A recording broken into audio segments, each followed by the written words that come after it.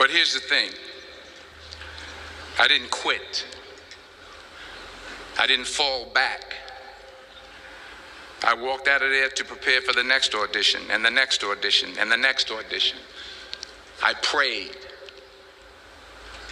I prayed, and I prayed. But I continued to fail, and fail, and fail. But it didn't matter, because you know what? There's an old saying, you hang around the barbershop long enough, sooner or later you're gonna get a haircut. So you will catch a break, and I did catch a break. Last year, I did a play called Fences on Broadway.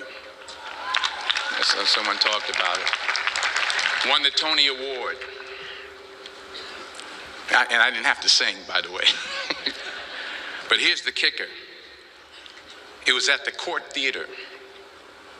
It was at the same theater that I failed that first audition 30 years prior. The point is, and I'll pick up the pace, the point is every graduate here today has the training and the talent to succeed. But do you have the guts to fail? Here's my second point about failure. If you don't fail, you're not even trying. I'll say it again. If you don't fail, you're not even trying. My wife told me this great expression. To get something you never had, you have to do something you never did. Les Brown's a motivational speaker. He made an analogy about this. He says, imagine you're on your deathbed, and standing around your deathbed are the ghosts representing your unfulfilled potential. The ghost of the ideas you never acted on, the ghost of the talents you didn't use, and they're standing around your bed, angry, disappointed, and upset. They say, we came to you because you could have brought us to life, they say. And now we have to go to the grave together. So I ask you today, how many ghosts are going to be around your bed when your time comes? You've invested a lot in your education, and people have invested in you. And let me tell you, the world needs your talents, man, does it ever. I just got back from Africa like 2 days ago, so if I'm rambling on, it's because I'm jet lagged. I just got back from South Africa. It's a beautiful country, but there are places there with terrible poverty that need help. And Africa is just the tip of the iceberg. The Middle East needs your help. Japan needs your help. Alabama needs your help. Tennessee needs your help. Louisiana needs your help. Philadelphia needs your help.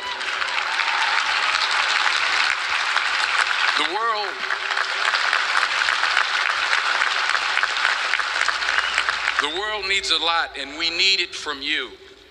We really do. We need it from you young people. I mean, I'm not speaking for the rest of us up here, but I know I'm getting a little grayer. We need it from you, the young people, because remember this. So you got to get out there.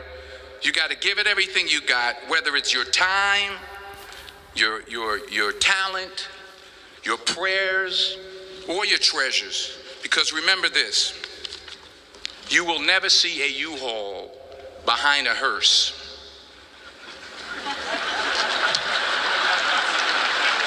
I'll say it again. You will never see a U-Haul behind a hearse. You can't take it with you.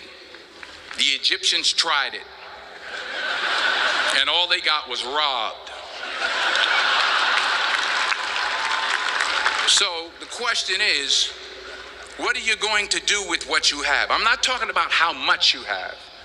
Some of you are business majors, some of you are theologians, nurses, sociologists, some of you have money, some of you have patience, some of you have kindness, some of you have love, some of you have the gift of long suffering, whatever it is, whatever your gift is.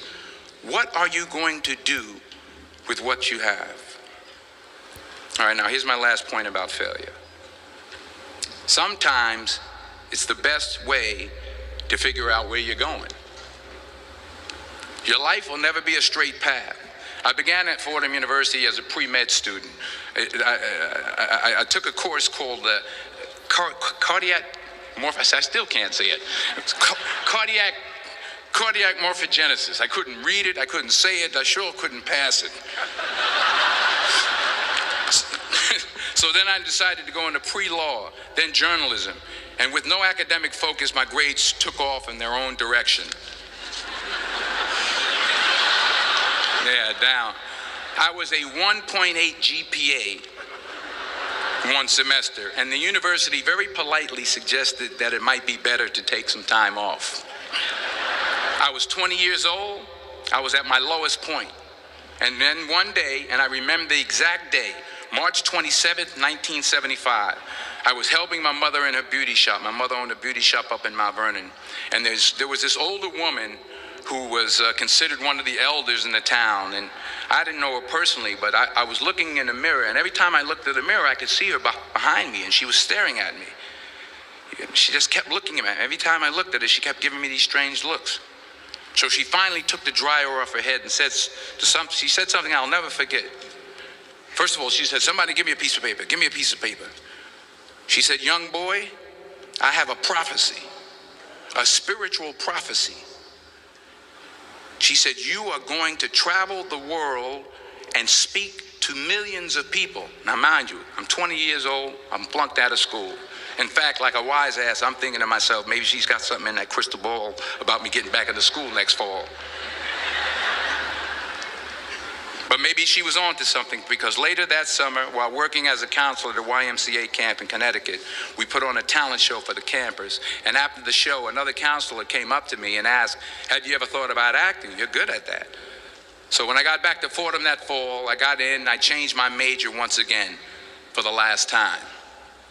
And in the years that followed, just as that woman prophesied, I have traveled the world and I have spoken to millions of people through my movies.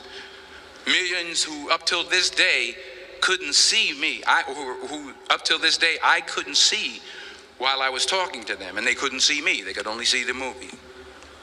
They couldn't see the real me. But I see you today, and I'm encouraged by what I see. And I'm strengthened by what I see. And I love what I see.